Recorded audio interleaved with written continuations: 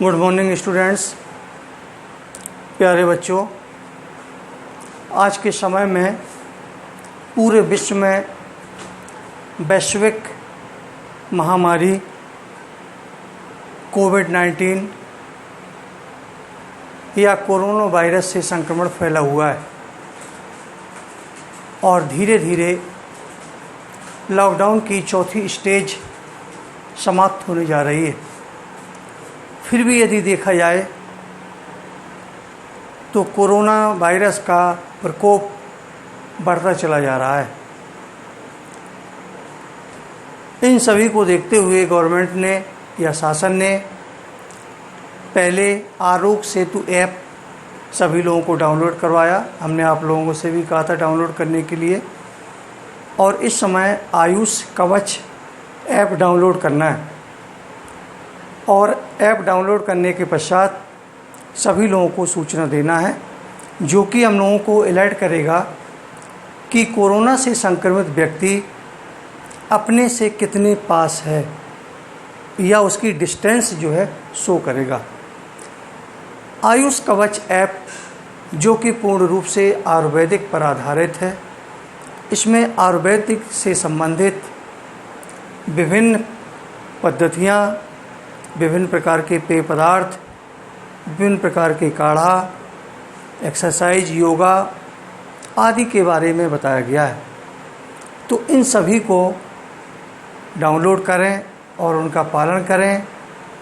कम से कम घर से बाहर निकलें, मास्क का प्रयोग जरूर करें, सोशल डिस्टेंसिंग बनाकर रखें और घर पे ही रहकर आराम करें, अध्ययन करें, पढ़ाई करें, ताकि निकट भविष्य में होने वाली परीक्षाओं में अच्छे अंकों से पास हो सकें।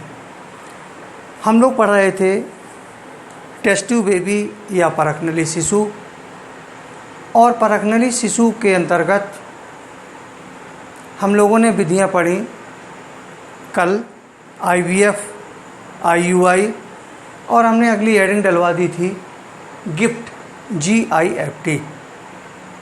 गिफ्ट में सबसे पहले इसका पूरा नाम देखें, गैमेटिक इंट्रा फैलोपियन ट्रांसफ़र।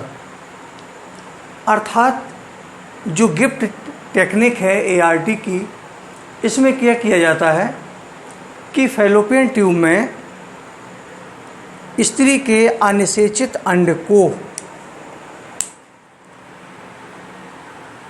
2 से 5 लाख शुक्राणुओं के साथ फैलोपियन ट्यूब में प्रवेश करा देते हैं,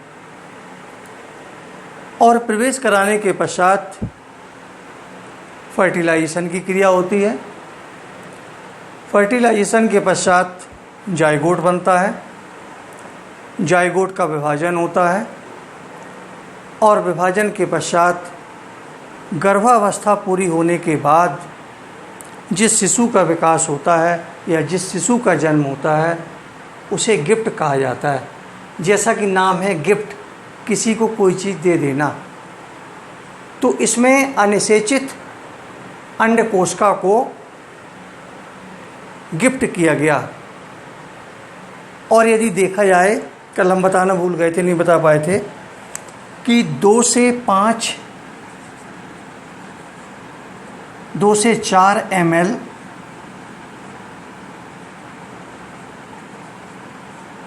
सीमेन में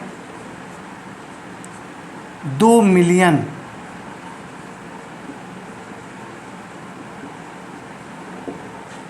स्पर्म या शुक्राणु होते हैं। यदि इनकी संख्या लाखों से कम होती है तो ये एग या ओवम को फर्टिलाइज नहीं कर पाते। ये हुआ गिफ्ट।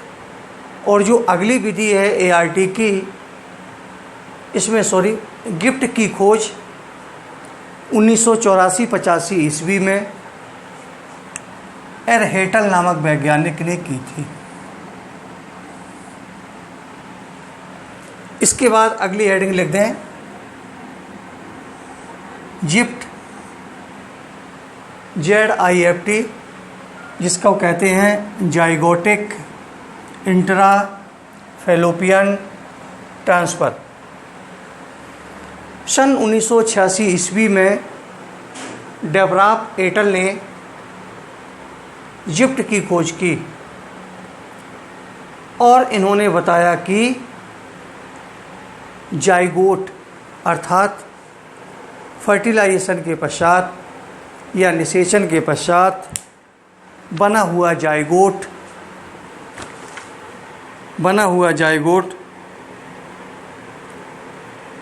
24 घंटे के पश्चात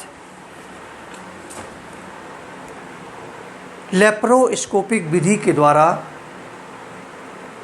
मादा के फैलोपियन ट्यूब के थ्रू गर्भाशय में आरोपित कर दिया जाता है और आरोपित करने के पश्चात गर्भावस्था पूरी होने के बाद जिस शिशु का जन्म होता है उसे कहा जाता है जिप्ट, ZIFT। अगली हेडिंग है सैरोगेट मदर या सैरोगेट माँ। सैरोगेट मदर मीन्स का मतलब होता है यदि कोई स्त्री गर्भ धारण करने में असमर्थ है तो वह स्त्री IVF इन विट्रो फर्टिलाइजेशन के द्वारा दूसरी स्त्री के गर्भाशय में अपने अंडे को निक्षेपित या आरोपित कर देती है और आरोपित करने के पश्चात फर्टिलाइजेशन की क्रिया होती है।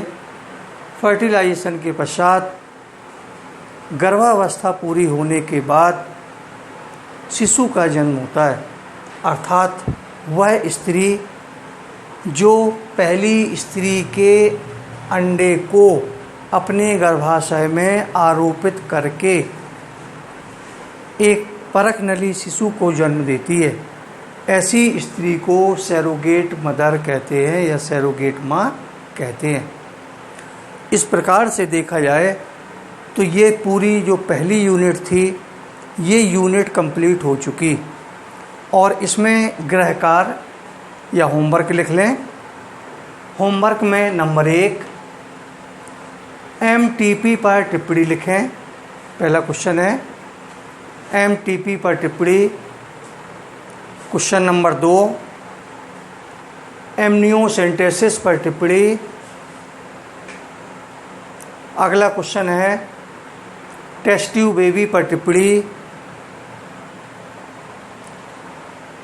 अगला है IVF या इन विट्रो फर्टिलाइजेशन पर टिप्पणी या IVF तकनीकी पर टिप्पणी लिखें।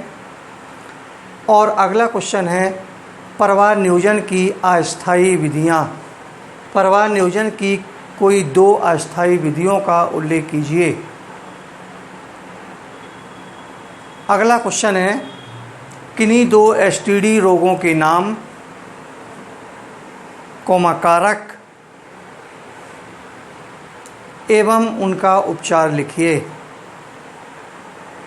इन क्वेश्चनों को हल करके आएंगे और यदि कोई क्वेश्चन समझ में नहीं आता है तो कल हमसे पूछेंगे। हम लोग कल अगली यूनिट शुरू करेंगे और इसको पूरा जो है तैयार करके आएंगे। कल सबसे पहले क्वेश्चन पूछेंगे, इसके बाद अगली यूनिट को जो है प्रारंभ करेंगे। Thank you.